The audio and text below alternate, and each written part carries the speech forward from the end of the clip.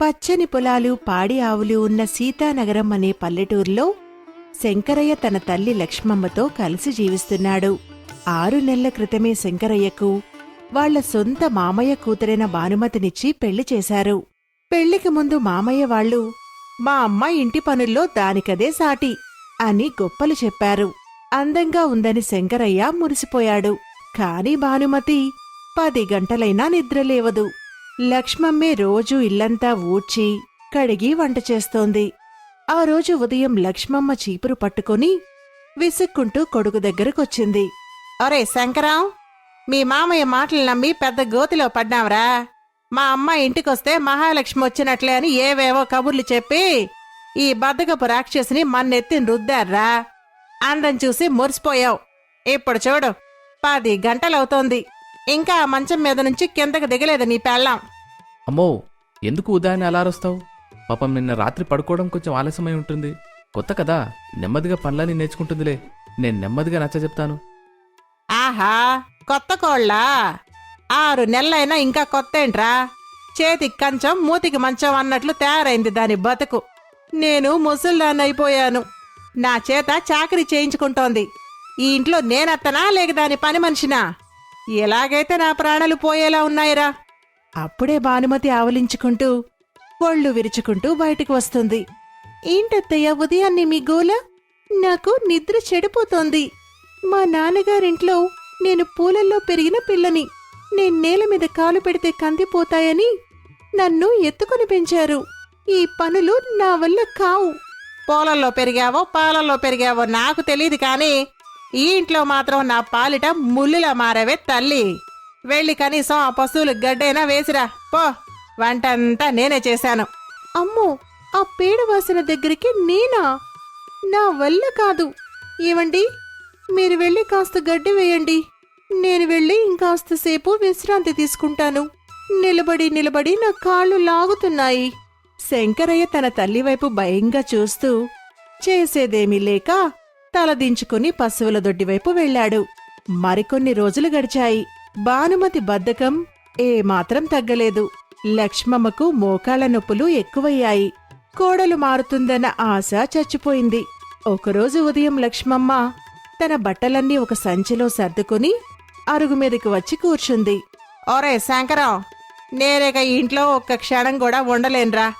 నీ పెళ్ళం బద్ధకం భరించడం నా వల్ల కాదు. ఈ వయసులో నేను ఈ చాకరీ చేయలేనురా. అమ్మా, ఏమైందమ్మా?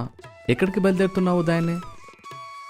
నేను కొన్నాళ్ళు మా చెల్లి ఊరైన అనపర్తి వెళ్తున్నాన్రా. అక్కడైనా నాకు కాస్త మనశ్శాంతి విశ్రాంతి దొరుకుతాయి. నీ భార్య ఎలాగూ ఏ పని చేయదు. నేనింట్లోంచి వెళ్ళిపోతేనైనా తన కాళ్ల మీద తాను నిలబడి 4 పనులు నేర్చుకుంటుందేమో చూద్దాం. బ్రతుకుంటే 10 రోజుల తర్వాత వస్తాను. ఈ మాటలు విన్న భానుమతి లోపల్నుంచి దర్జాగా వస్తూ, అత్తయ్య, మీరేమీ కంగారు పడకండి. హాయిగా వెళ్ళి 10 రోజులు కాదు, 1 నెల రోజులు ఉండిరండి. ఇక్కడ మీ అబ్బాయి నన్ను మహారాణిలాగా చూసుకుంటారు. నాకేమీ ఇబ్బంది లేదు.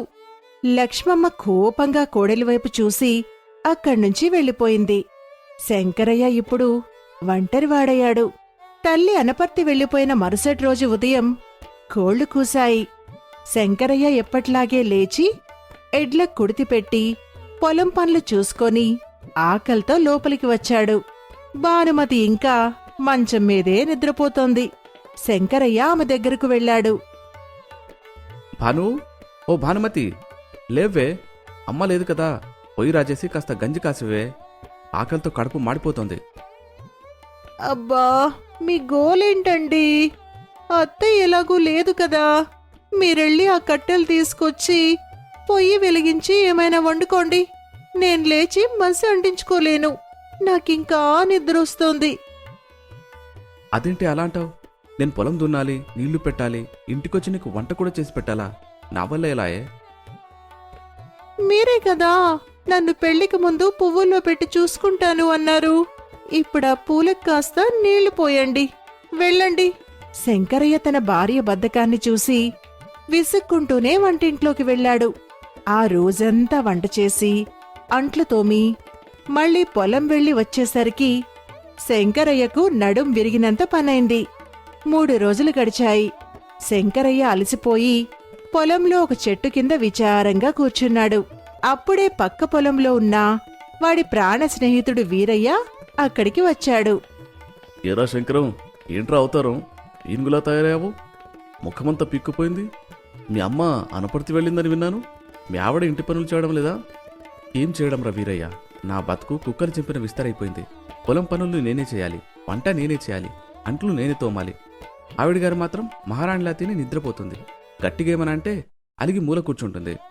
నా వల్ల కావడం లేదురా. మా అమ్మ ఎందుకు వెళ్ళిపోయిందో ఇప్పుడు నాకు తెలిసొచ్చింది.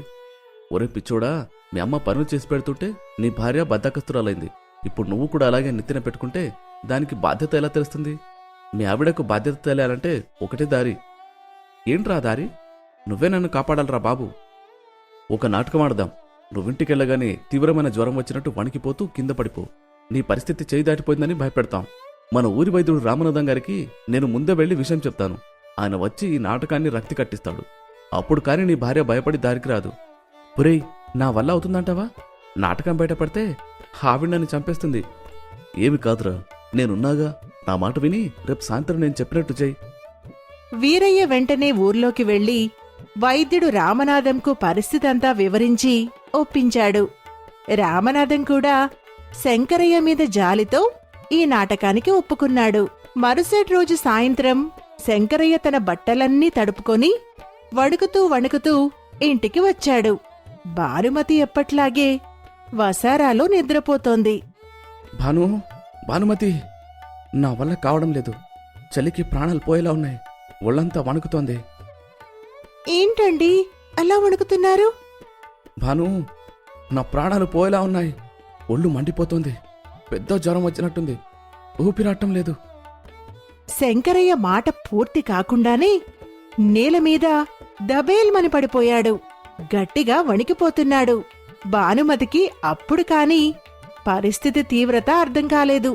కళ్ళెదురుగా భర్త కింద పడిపోయేసరికి ఆమెకు వణుకు మొదలైంది. ఏమండి, ఏమైందండి మీకు? ఇలా పడిపోయారంటి? లేవండి. అప్పుడే వీరయ్య ఏమీ తెలియనట్టు శంకరయ్య ఇంటికి వచ్చాడు. వదిన గారు, ఏమైంది? శంకరయ్య అలా పడిపోయాడేంటి? అరే రే, వీడి ఒళ్ళు కాలిపోతుంది. నేను వెంటనే వెళ్ళి వైద్యుడు రామనాథం గారిని తీసుకొస్తాను. నువ్వు వీడిని వదలకు. భానుమతికి ఏం చేయాలో పాలుపోలేదు. చుక్క వేడినీళ్లూ లేవు. కనీసం పొయ్యి రాజేయడం కూడా ఆమెకి రాదు. భర్త ప్రాణాలతో కొట్టుమిట్టాడుతుంటే ఆమె భయంతో గట్టిగా ఏడుస్తూ కూర్చుంది. 10 నిమిషాల్లో వీరయ్య వైద్యుడు రామనాథంను తీసుకుని పరుగున వచ్చాడు. రామనాథం గంభీరంగా శంకరయ్య నాడి పట్టుకుని చూశాడు. కళ్ళు పెద్దవి చేసి, ఏమమ్మా భానుమతి, నీకు బొత్తిగా బాధ్యత లేదమ్మా. పగలు రాత్రి గొడ్డులా కష్టపడి కనీసం సమయానికి వేడన్నం లేక వీడి నాడులన్నీ చచ్చుబడిపోయాయి. జ్వరం మెదడుకెక్కింది. ఇంకో అరగంట ఆలస్యమైతే నీ మెడలో తాలి తెగిపోయేది. అయ్యో, నాకేం తెలీదయ్యా. నా మొగుణ్ణి ఎలాగైనా బతికించు బాబూ. ఆయన లేకపోతే నేను బతకలేను. బాగానే ఉన్నాడు కదా అని వదిలేశావు. నీ బద్ధకాన్ని భరిస్తూ లోపల ఉన్న రోగాన్ని దాచుకుని మరీ నీకోసం కష్టపడ్డాడు. ఇప్పుడు వీడి పరిస్థితి చాలా విషమంగా ఉంది. నేనొక మందిస్తాను. రాబోయే 3 రోజులు వీడికి నువ్వే స్వయంగా కట్టెల పొయ్యి మీద వేడివేడి గంజి కాసి తాగించాలి. మంచం దిగి ఏ పని చేయకూడదు. ఏమాత్రం లోపం జరిగినా నీ భర్త ప్రాణాలు దక్కవు, గుర్తుపెట్టుకో. రామనాథం మాటలకు భానుమతి గుండె ఆగినంత పనైంది. రామనాథం వీరయ్య ఇద్దరూ ఒకరినొకరు చూసుకొని అక్కడ్నుంచి వెళ్ళిపోయారు. ఇప్పుడు భానుమతికి భయం పట్టుకుంది. భాను, రేపొద్దునే నేను పొలానికెళ్ళాలి. ఆ పశువులు ఆకలితో ఉన్నాయి. నీకు అన్నం వండాలి, లేకపోతే నువ్వు ఆకలితో అల్లాడిపోతావు భాను. ఆ మాటలు వినగానే భానుమతి కన్నీళ్లు కట్టలు తెంచుకున్నాయి. చావు బతుకుల్లో ఉండి కూడా అతను తన ఆకలి గురించే ఆలోచిస్తున్నాడని ఆమె మనసు కరిగిపోయింది. తన అందం, తన గర్వం, తన బద్ధకం మీద తనకే చెప్పలేనంత అసహ్యం వేసింది. ఆ క్షణమే ఆమె మారాలని నిర్ణయించుకుంది. మరుసటి రోజు ఉదయం భానుమతి చీరకొంగు గట్టిగా నడుముకు బిగించి కట్టింది. ఇంతవరకు కాలు కింద పెట్టని సున్నితమైన ఆమె ఇప్పుడు ఇంటి బాధ్యతను మోస్తోంది. ముందుగా వీధి చివర ఉన్న బావి దగ్గరకు వెళ్లి బిందెలతో నీళ్లు మోసుకుని వచ్చింది. భానుమతి వంటగదిలోకి వెళ్ళింది. కట్టెలతో పొయ్యి రాజేయడానికి నానా అవస్థలు పడింది. పొగ కళ్ళలోకి వెళ్ళి కన్నీళ్లొస్తున్నాయి. చేతులు కాలి బొబ్బలొచ్చాయి.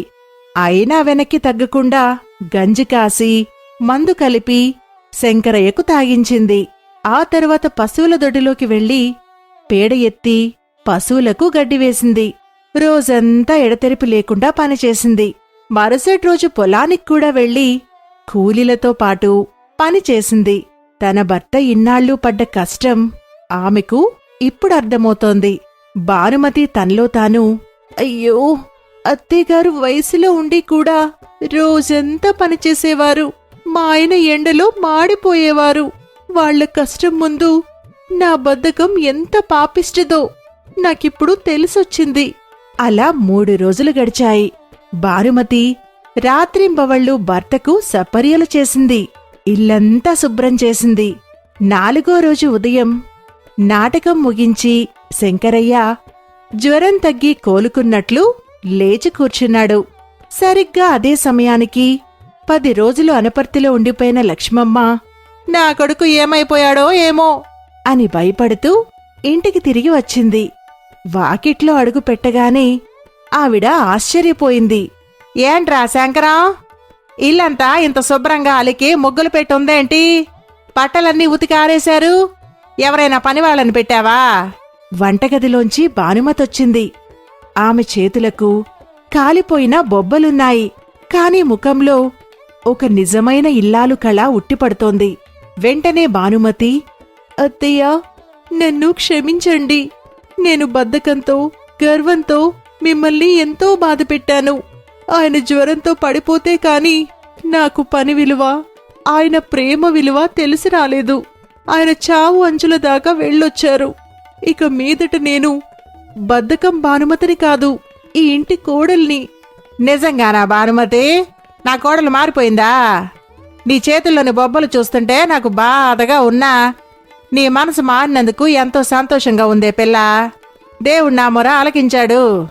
శంకరయ్య ఆనందంగా నవ్వుకుంటూ తన స్నేహితుడు వీరయ్యకు, రామనాథంకి మనసులోనే కృతజ్ఞతలు తెలుపుకున్నాడు.